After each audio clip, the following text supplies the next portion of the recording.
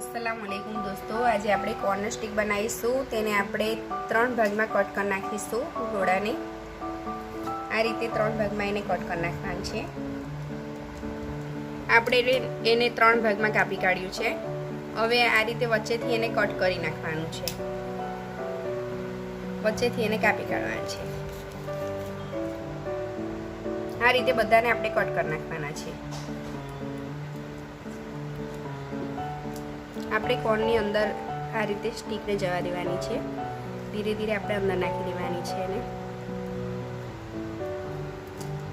આ રીતે અંદર નાખી દઈશું અને પછી ધીમે ધીમે કરીને આપણે એમ નિકાલ લઈશું। તમે જોઈ શકો છો કે સરસ રીતે સ્ટીકની અંદર બધા દાણા ભેળવાઈ ગયા છે। આવી રીતે આપણે બધા દાણાને સ્ટીકની અંદર ભેળવી દેવાના છે। આપણે બધી સ્ટીકને ભેળવી દીધી છે। આ રીતે હવે એને આપણે બાફી લેવાની છે। ગરમ પાણી આપણે મૂકી દીધું છે, એની અંદર બધી નાખી દઈશું। એની અંદર નાખીશું મીઠું। સ્વાદ પ્રમાણે આપણે મીઠું નાખવાનું છે। અડધી ચમચી મીઠું લીધું છે મેં। અડધી ચમચી હળદર નાખી દઈશું। અડધી ચમચી હળદર નાખીને એને આપણે હલાવીને ઢાંકી દઈશું। આપણે એને 5 મિનિટ સુધી થવા દેવાનું છે ફાસ્ટ ગેસ પર।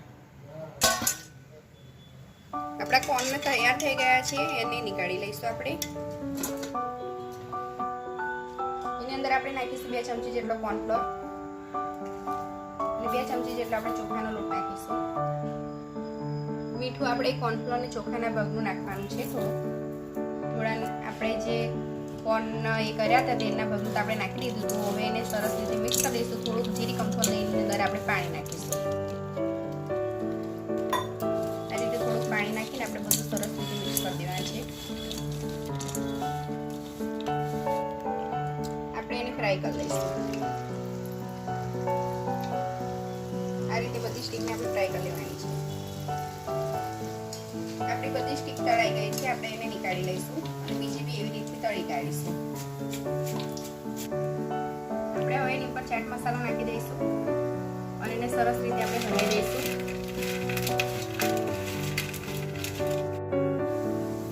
ખૂબ જ સરસ લાગી રહી છે આપણી રેસીપી, એકદમ માશાઅલ્લાહ।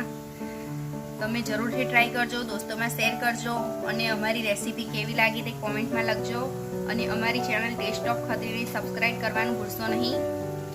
નવી રેસીપી સાથે ફરી મળીશું। અલ્લાહ હાફિઝ।